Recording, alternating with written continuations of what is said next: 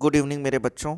जैसा कि आप लोग जानते हैं कि हम आपके संपर्क में लगातार बने हुए हैं, तो इसी क्रम में आज हम इम्पॉर्टेंट रिएक्शंस की बात कर रहे हैं जो सभी प्रकार के बोर्ड एग्जामिनेशन में 12th क्लास में पूछे जाने वाली रिएक्शंस होती हैं। और ये रिएक्शन इतनी महत्वपूर्ण है कि ये लगातार पेपर में आती चली जा रही हैं, और बिना इनकी तैयारी के, बिना इनको पढ़े हुए हम अगर बोर्ड पेपर में देने जाएंगे तो निश्चित रूप से हमारे 8 से 10 नंबर कम हो सकते हैं, क्योंकि ये अलग अलग प्रारूपों में पूछी जाने वाली अभिक्रियाएं हैं। कभी टिप्पणी के रूप में पूछ ली जाती हैं, कभी अभिक्रियाओं को पूर्ण करने के रूप में पूछ ली जाती हैं, और कभी क्या होता है जबकि के रूप में पूछ ली जाती हैं। तो इन अभिक्रियाओं को बिना पढ़े अगर हम बोर्ड पेपर में देने जाएंगे, बोर्ड पेपर की तैयारी करेंगे, तो वो मज़ा नहीं आने वाली जैसी आनी चाहिए। तो उसी क्रम में जब हम आगे बढ़ते हैं तो ये देखना चाहते हैं कि कौन सी रासायनिक अभिक्रियाएं हैं जिन्हें हमें पढ़ना है। तो लगातार बढ़ते हैं और देखते हैं। सबसे पहले अगर हम किसी अभिक्रिया की बात करते हैं तो एल्डोल संघनन, ये बहुत इंपॉर्टेंट रिएक्शंस है, कई बार पूछी जाती है। इस रिएक्शन में एल्डिहाइड और कीटोन के ऐसे मॉलिक्यूल जिनके पास अल्फा हाइड्रोजन होता है वो एक दूसरे से कंडेंस होते हैं बेसिक मीडियम में। लेकिन उससे पहले हम ये जानेंगे कि उसका ऐतिहासिक महत्व क्या है। तो बोरोडीन और वुड ने अलग अलग टाइम इंटरवल पर एल्डिहाइड और कीटोन्स को लिया और उनको बेसिक मीडियम में रिएक्ट कराया, तो ये देखा कि एल्डोल का फॉर्मेशन होता है। जो फाइनल प्रोडक्ट बनता है इस रिएक्शन में वो एल्डोल बनता है। तो क्या किया उन्होंने? उन्होंने देखा कि जब दो अल्फा हाइड्रोजन वाले अणुओं को, जिनमें अल्फा हाइड्रोजन है, और वो आपस में रिएक्ट करते हैं बेसिक मीडियम में, जैसे सोडियम हाइड्रोक्साइड या पोटेशियम हाइड्रोक्साइड की प्रेजेंस में, तो वो एल्डोल का फॉर्मेशन करते हैं। देखिए यहाँ पर एस्टल्डिहाइड लिया जा रहा है CH3CHO, और इसकी रिएक्शन तनु NaOH की प्रेजेंस में कराई जा रही है, तो हमको फाइनल प्रोडक्ट के रूप में एल्डोल का फॉर्मेशन हो रहा है। तो इस क्रिया को याद करना बड़ा सरल है, आसानी से हम इस क्रिया को याद कर सकते हैं। 2CH3CHO एरो एरो के ऊपर डाइल्यूट NaOH बन जाएगा CH3CHOH CH2CHO। ये जो प्रोडक्ट है एल्डोल, ये अनस्टेबल प्रोडक्ट होता है। अगर इसको हम थर्मली हीट करेंगे तो ये जल्दी से दूसरे प्रोडक्ट्स में कन्वर्ट हो जाएगा जो अनसैचुरेटेड कंपाउंड होगा। तो यहाँ पर सबसे पहले बात जानने की है कि अल्फा हाइड्रोजन्स क्या होते हैं। तो अल्फा हाइड्रोजन ऐसे होते हैं, देखिए यहाँ पर एक फंक्शनल ग्रुप लिखा हुआ है एल्डिहाइड, ये फंक्शनल ग्रुप है, और पूरा कवर करते हैं CHO। CHO, ये CHO फंक्शनल ग्रुप है, और CHO फंक्शनल ग्रुप के बगल में आप देख रहे हैं कार्बन। तो किसी भी फंक्शनल ग्रुप के बगल में जुड़े हुए कार्बन को, इस कार्बन को अल्फा कार्बन कहा जाता है, और उसमें जुड़े हुए हाइड्रोजन जो होते हैं अल्फा हाइड्रोजन कहलाते हैं। तो यहाँ टोटल हाइड्रोजन है तीन अल्फा हाइड्रोजन है। कम से कम एक अल्फा हाइड्रोजन का होना अनिवार्य है, और यहाँ पर 3 है, तो ये आसानी से अभिक्रिया कर पाने में सक्षम है। तो अल्फा हाइड्रोजन की प्रेजेंस में ही ये केमिकल रिएक्शन प्रोसीड होनी है, और एल्डिहाइड एल्डोल में या कीटोन एल्डोल में कन्वर्ट हो जाता है। आगे बढ़ते हैं तो इसके इंपॉर्टेंस को पढ़ते हैं, क्योंकि ये रिएक्शन इंपॉर्टेंट है, तो इसके इंपॉर्टेंस को भी पढ़ते हैं। तो सबसे पहला इंपॉर्टेंट यही है कि एल्डिहाइड कीटोनों में से वही एल्डिहाइड कीटोन इस अभिक्रिया को दे पाते हैं जिनमें अल्फा हाइड्रोजन प्रेजेंस होता है।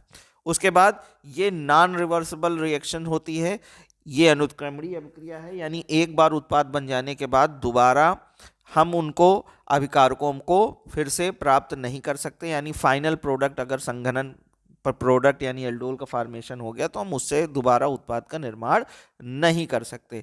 और जैसा कि मैंने बताया कि एल्डोल एक अनस्टेबल, थर्मली अनस्टेबल कंपाउंड है, यानी गर्म करने पर वो असंतृप्त यौगिक में बदल जाता है।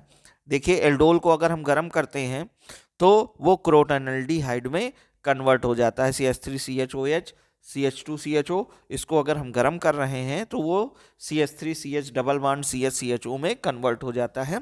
इसका स्क्रीनशॉट लेते रहिए बेटा, बिना स्क्रीनशॉट के आपको ये समझ में नहीं आएगा। आगे बढ़ते हैं और इसके नोट्स जरूर बना लीजिएगा प्रॉपर। आगे हम बढ़ते हैं तो दूसरा है हमारे पास कैनिजारो रिएक्शन। तो कैनिजारो रिएक्शंस में क्या होता है, ये रिएक्शन वो एल्डिहाइड कीटोन देते हैं जिनके पास अल्फा हाइड्रोजन नहीं होता। एल्डोल वो देते हैं जिनके पास अल्फा हाइड्रोजन होता है, जबकि कैनिजारो ऐसे एल्डिहाइड कीटोन देते हैं जिनके पास अल्फा हाइड्रोजन नहीं होता, जैसे फार्मेल्डिहाइड है, बेंजल्डिहाइड। तो 1853 में एस कैनिजारो ने अल्फा हाइड्रोजन की अनुपस्थिति वाले एल्डिहाइडों की अभिक्रिया क्षारीय माध्यम में कराकर देखी, तो उन्होंने देखा कि नए प्रकार के उत्पादों का निर्माण होता है। जैसे उन्होंने सबसे पहले क्या किया कि फार्मेल्डिहाइड लिया। जब दो अणु फार्मेल्डिहाइड की 50% सांद्रता वाले सोडियम हाइड्रोक्साइड से इसकी अभिक्रिया कराई, तो उन्होंने उत्पाद के रूप में सोडियम फार्मेट और मेथिल अल्कोहल का निर्माण करके देखा।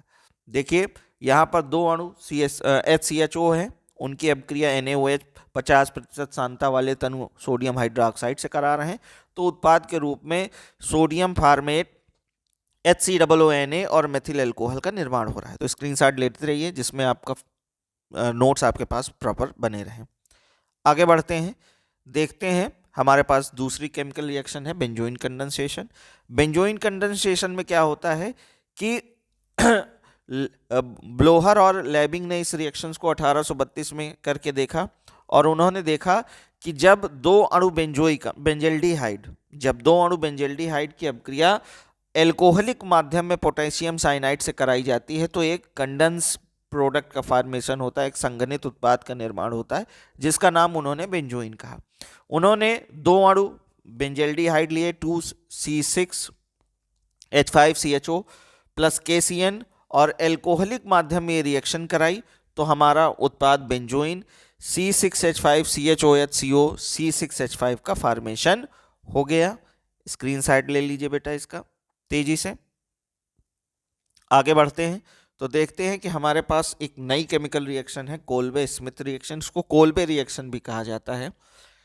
इसमें पहले फिनाल को कन्वर्ट किया जाता है सोडियम फिनाक्साइड में। उसके लिए हम सबसे पहले फिनाल की रिएक्शन सोडियम हाइड्रोक्साइड से कराते हैं, क्योंकि हम जानते हैं कि फिनॉलिक जो ग्रुप होता है, जो फिनाल होता है, वो पार्शियल एसिडिक कैरेक्टर का होता है, इसलिए वो बेस के साथ रिएक्ट करके सोडियम फिनाक्साइड का निर्माण कर लेता है, और फिर सोडियम फिनाक्साइड की जो रिएक्शंस होती हैं वो होती हैं। लेकिन उससे पहले हम इसके ऐतिहासिक पक्ष को देखेंगे।